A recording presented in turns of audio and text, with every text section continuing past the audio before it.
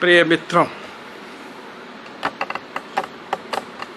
एक मित्र ने बहुत ही मार्मिक प्रश्न पूछा है।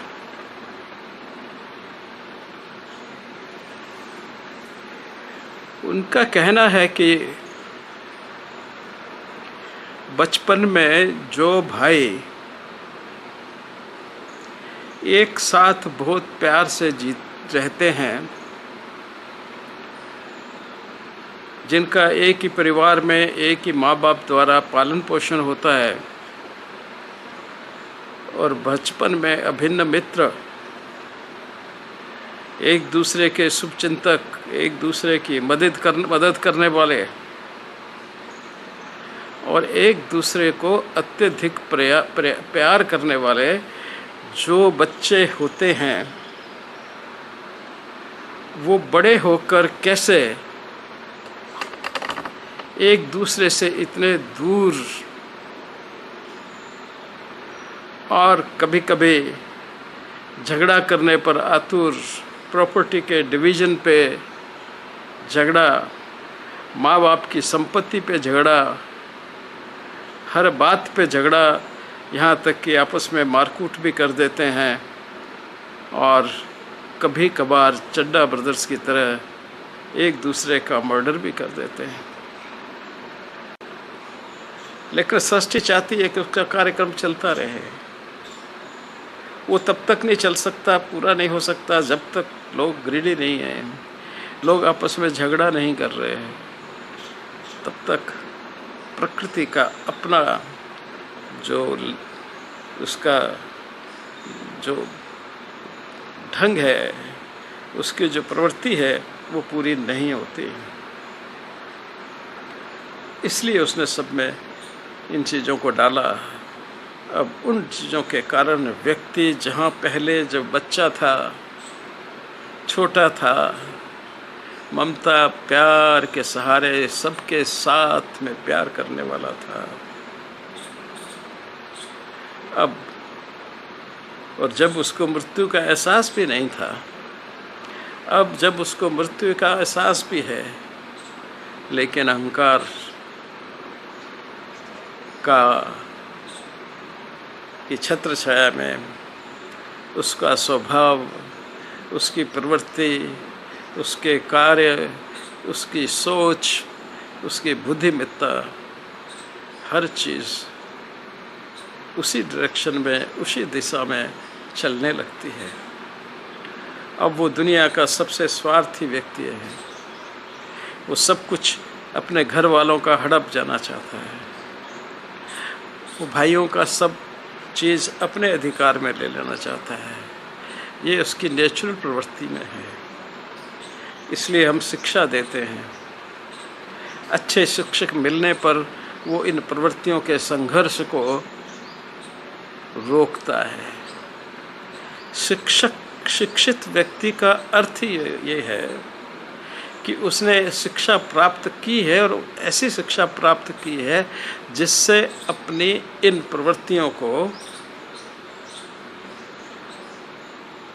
जो जीवन को अपने व्यक्तिगत रूप में जीने के लिए प्रभु ने या प्रकृति ने डाली हैं, राग द्वेष अहंकार वगैरह, उनको कंट्रोल कर सके और एक सामंजस्य बना सके अपने फैमिली का, अपने परिवार का और सृष्टि के साथ में। शिक्षा का यही उद्देश्य था। लेकिन आज शिक्षा का ये उद्देश्य पूरा नहीं हो रहा। पहले बच्चे को शुरू से, मुझे मालूम है जब मैं बहुत छोटा था तो मुझे माँ बाप, मेरे स्कूल के टीचर, आसपास के वृद्ध लोग सभी एक ही बात कहा करते थे, प्यार के रास्ते पे चलो। वो सारी माँ बाप की सेवा करो, माँ बाप की पूजा करो। और रहीम के, कबीर के दोहों के द्वारा वो इतना सुसंस्कृत करते थे। मुझे याद है, हमें याद कराया जाता था पर दारेशु मातृवश पर द्रव्यम लोस्ट मत। किसी की भी पत्नी या स्त्री, पर स्त्री जो भी है, वो आपके माता के समान है, और दूसरे का कुछ भी पैसा है वो मिट्टी के समान है। ये संस्कार स्कूल में मिलते थे, घर में मिलते थे, आपके बड़े बूढ़े आपको बताते थे, पड़ोस वाले बताते थे, और चलता फिरता आदमी भी अगर आप कोई गलती कर रहे हैं तो आपको वो कोई ज्ञान की बात सुना देते थे।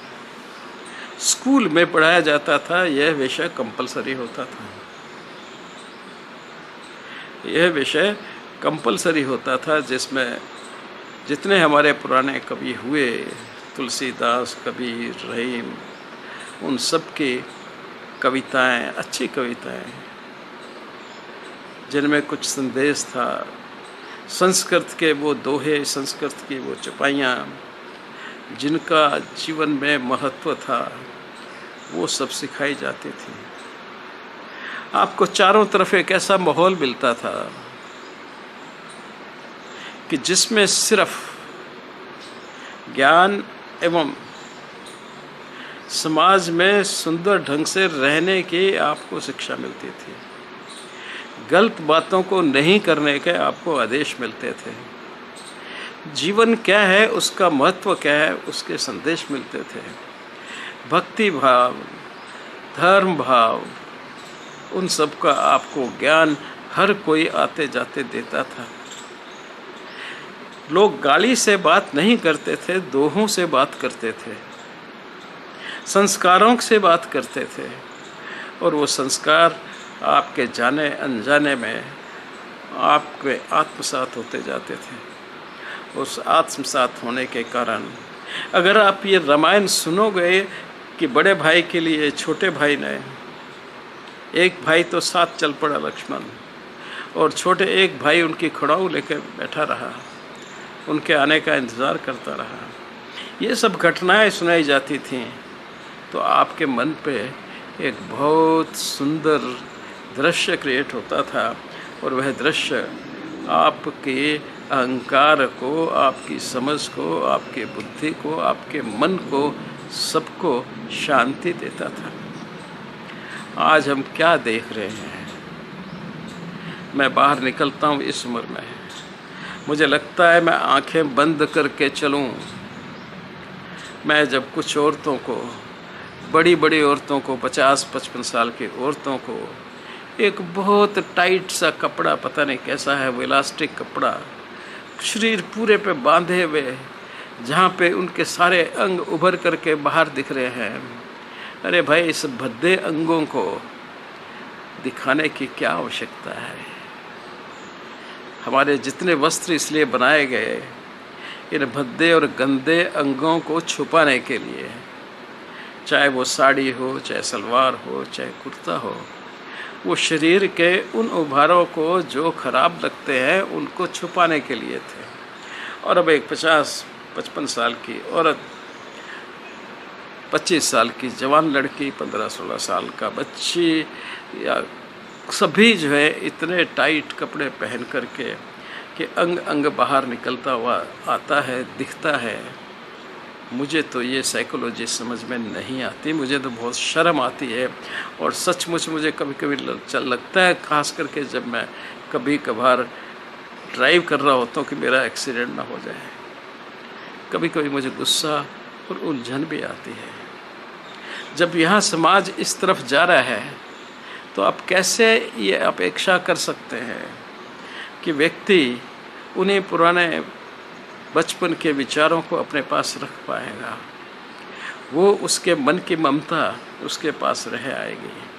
नहीं, उसके अंदर उसका ग्रीडीपन, उसका राग, उसका द्वेष, उसका वैमनस्य और दूसरों के ऊपर शासन करने की जो प्रवृत्ति है, वही इससे प्रबल हो गई।